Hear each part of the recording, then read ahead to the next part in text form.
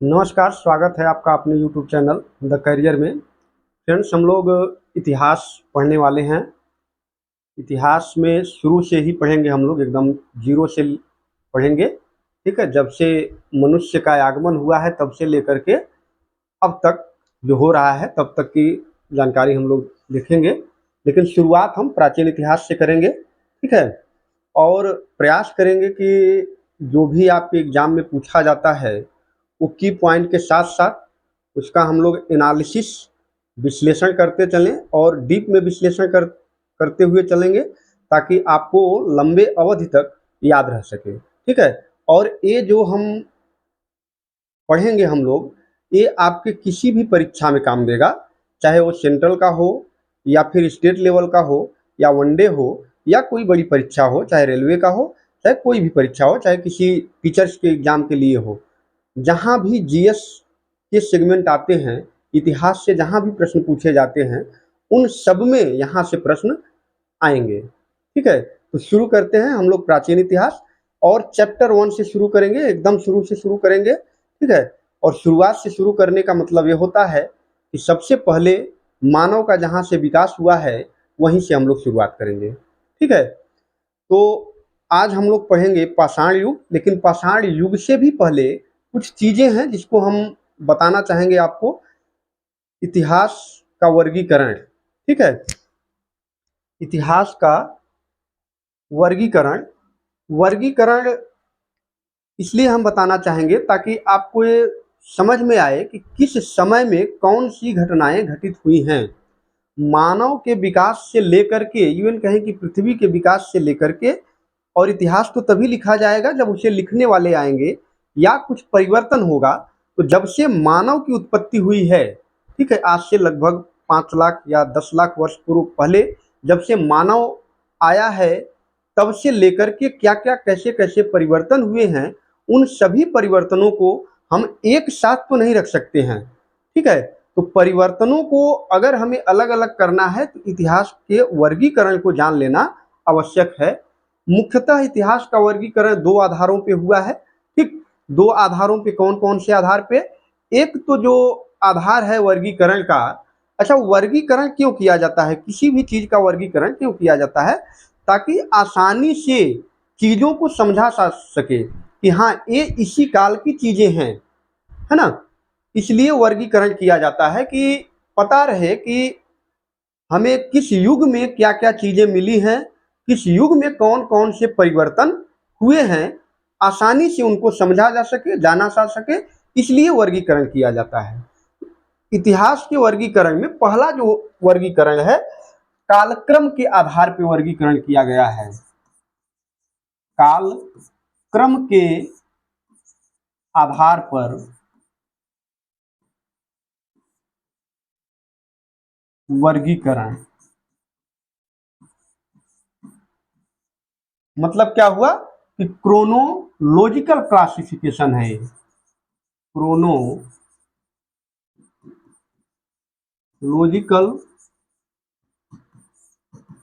Classification, कालक्रम के आधार पर, काल अवधि के आधार पर हम वर्गीकरण को आपको बता रहे हैं।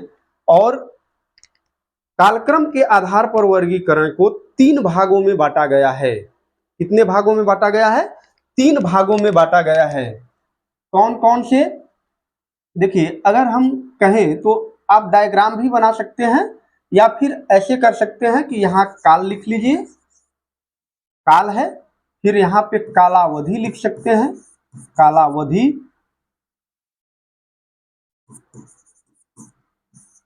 फिर पूरा तात्विक स्रोत,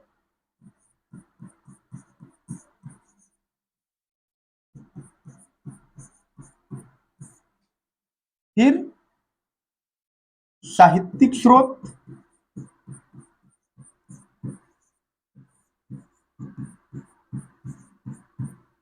और किस युग से है। ठीक है, विशेषताएं कह सकते हैं, विशेषताएं क्या क्या रही हैं, और फिर संबंधित जो युग है, संबंधित युग। ठीक, इस प्रकार से हम इसको वर्गीकृत कर सकते हैं 3 भागों में इसका वर्गीकरण किया जा सकता है। ठीक है, पहला जो वर्गीकरण है हमारा, उसे हम कहते हैं प्राग ऐतिहासिक काल।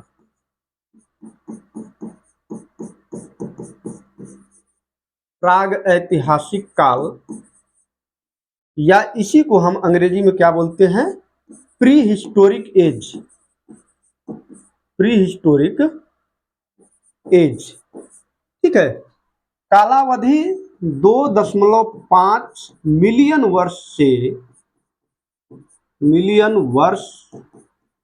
से लगभग 3500 बीसी तक, बीसी मतलब बिफोर क्राइस्ट, ईसा पूर्व तक। ठीक है, पुरातात्विक स्रोत बिल्कुल उपलब्ध थे। इसकी जानकारी हमें कैसे मिली है, पुरातात्विक स्रोतों से मिली है। लेकिन साहित्यिक स्रोत बिल्कुल उपलब्ध नहीं थे। ठीक है, साहित्यिक स्रोत क्या है, उपलब्ध नहीं है। ये मैं चार्ट इसलिए बना रहा हूं ताकि आपको आसानी से ये बातें समझ में आ जाए। ठीक है, साहित्यिक स्रोत बिल्कुल नहीं थे। विशेषताएं इसकी क्या है कि कोई भी लिखित साक्ष्य नहीं है, कोई भी लिखित साक्ष्य नहीं है, लिखित साक्ष्य नहीं है, उपलब्ध ही नहीं है। और फिर क्या है, केवल पुरातात्विक साक्ष्य में जैसे औजार है, औजार हो गया, जो फिर चित्र है, चित्र, भित्ति चित्र जो गुफाओं में बनाए जाते थे। फिर क्या है, इसके अलावा चित्रों के अलावा और क्या है, अस्थियां जो पाई गई हैं, हड्डियां जो पाई गई हैं, ये हैं। ठीक है, इसकी विशेषता है। और इससे जो संबंधित युग है कौन सा है, पाषाण युग, और कौन सा, ताम्र पाषाण युग। दो युग इससे संबंधित है। ठीक है, तो पहला जो विभाजन हुआ वो कौन सा हुआ, प्राग ऐतिहासिक काल का हुआ। और दूसरा जो विभाजन होगा वो कौन सा होगा, दूसरा आद्य ऐतिहासिक काल है। कौन सा है, आद्य ऐतिहासिक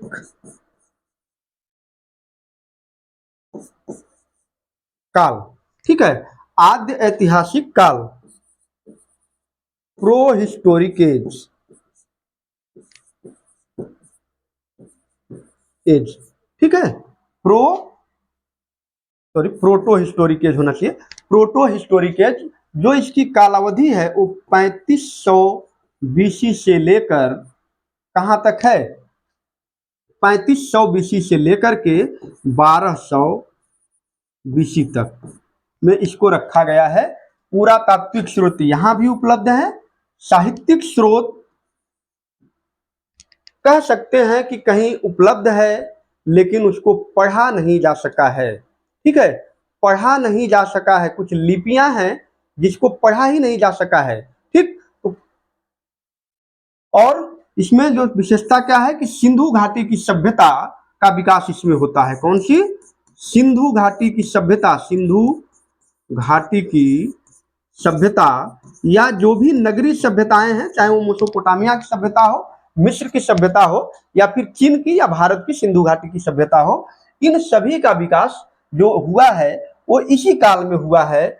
तो इसको हम कह सकते हैं कौन सी, कांस्य युगीन, कांस्य युगीन काल या कांस्य युग कह सकते हैं, क्योंकि कांस्य का विकास हो चुका है और फिर किसका विकास हो गया है, लौह युग।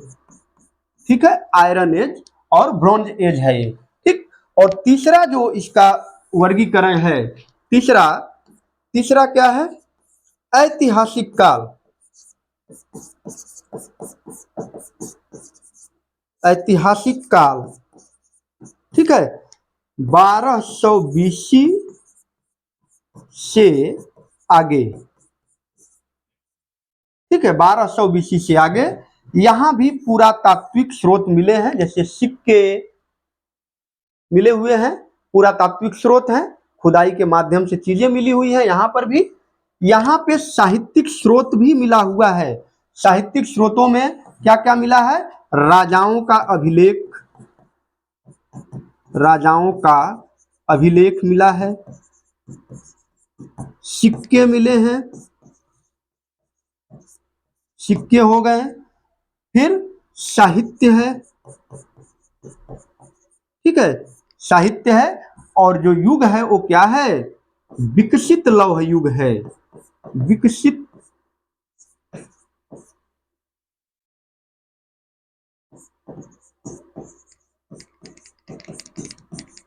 विकसित लौह युग, ठीक है। तो एक कालक्रम के आधार पे हमारा विभाजन था, जिसको हम 3 भागों में विभाजित किए हैं, ठीक है। 3 भागों में इसको बांटा गया है। कौन कौन सा युग है? पहला है प्रागैतिहासिक काल, दूसरा है आद्य ऐतिहासिक काल, और तीसरा है ऐतिहासिक काल। 3 युग है, ठीक है। इतिहास को जब से मनुष्य का विकास शुरू हुआ है तब से लेकर के अब तक का है, ठीक है। चलिए, फिर इसके बाद दूसरा जो हमारा वर्गीकरण है वो सांस्कृतिक और सभ्यता के विकास पर आधारित है। क्या है? सांस्कृतिक सांस्कृतिक और सभ्यता के आधार पर, ठीक है। कल्चरल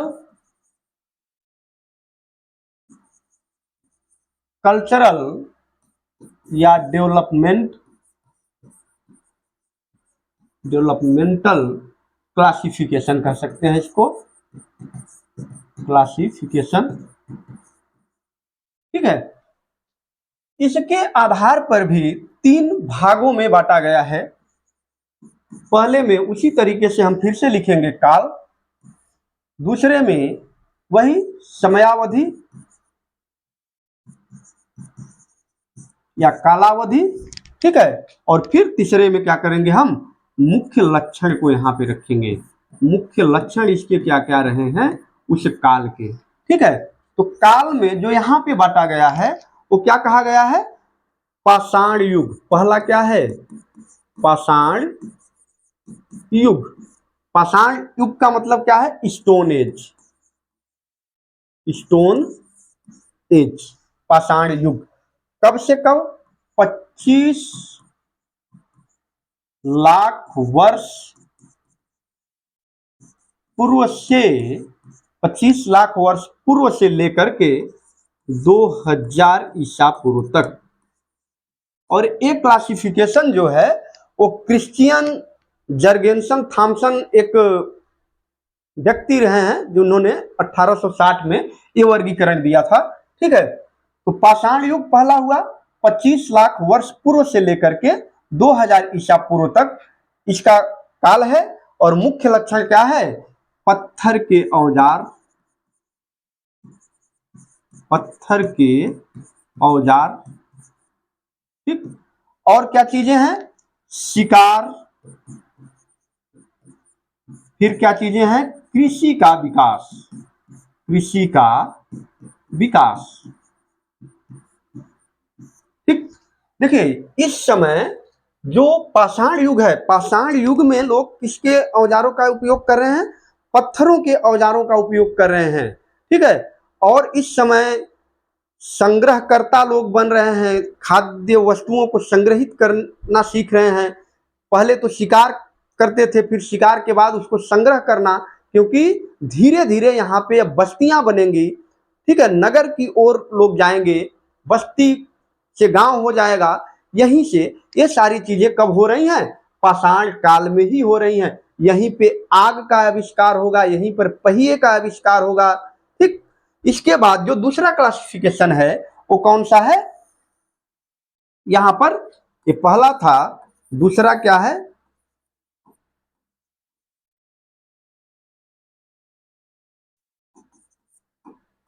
कांस्य युग, ब्रोंज एज, ठीक है। और इसका जो समय है वो कब से है? 3300 ईसा पूर्व से कब तक? 1200 ईसा पूर्व तक, ठीक है। फिर यहाँ की विशेषताएं क्या है कि अब यहाँ पे मनुष्य, देखिए कांसा आ गया, इसका मतलब लोग धातुओं का प्रयोग करना सीख गए हैं, धातुओं का प्रयोग, ठीक है, धातुओं का प्रयोग करना सीख गए हैं। विकसित नगर सभ्यताएं हैं, विकसित नगर सभ्यताएं जैसे सिंधु घाटी, मिस्र, मेसोपोटामिया, ये सारी जो सभ्यताएं हैं इनका इस समय क्या हो रहा है, विकसित विकास हो रहा है, ये अपने विकास की चरण पे हैं। फिर तीसरा क्या है, लौह युग। यहाँ पे मानव अत्यधिक बुद्धिमान हो जाता है, ठीक है, युद्ध वगैरह करने लगता है। तीसरा काल आयरन एज इसको बोलते हैं, ठीक है, 1200 ईसा पूर्व से आगे। ठीक, यहाँ की विशेषता क्या है कि लोहे के औजार बन रहे हैं, लोहे के औजार। जब आप वैदिक युग पढ़ेंगे तो वहां पे जो लोग हैं वो लोहे के औजारों का प्रयोग करते हैं, ठीक है। जनपद बनते हैं, जनपद, फिर क्या बनते हैं, महाजनपद बनते हैं, फिर वंशों का विकास होता है, एक टेरिटरी चलने लगती है ना। ये सारे जो है ये सारे कार्य यहाँ पे आरंभ हो जाते हैं, ठीक है। तो ये हमने आपको बताया क्या, इतिहास का वर्गीकरण, ये दो आधारों पे, एक पहला जो हमने बताया है आपको, एक पहला जो है वो क्या है, ये जो है ये कालक्रम के आधार पे है, और दूसरा क्या है कि सभ्यता जैसे जैसे लोगों में विकास होता चला गया है, विकास के चरण जैसे जैसे आगे बढ़े हैं, उसके आधार पर एक क्लासिफिकेशन है, ये वर्गीकरण है, ठीक है। उम्मीद है आपको अच्छा लगा होगा। ये क्लासिफिकेशन इसलिए हमने बताया कि यहां से भी सवाल पूछे गए हैं। कांस्य युग का आरंभ कब से माना जाता है, पाषाण युग कब से कब तक लेकर के है, इस तरीके से जो सवाल हैं वो कई बार परीक्षाओं में पूछे गए हैं, इसलिए हमने आपको बताया। जैसे मानव के इतिहास को क्या उसने सीखा है, क्या उसने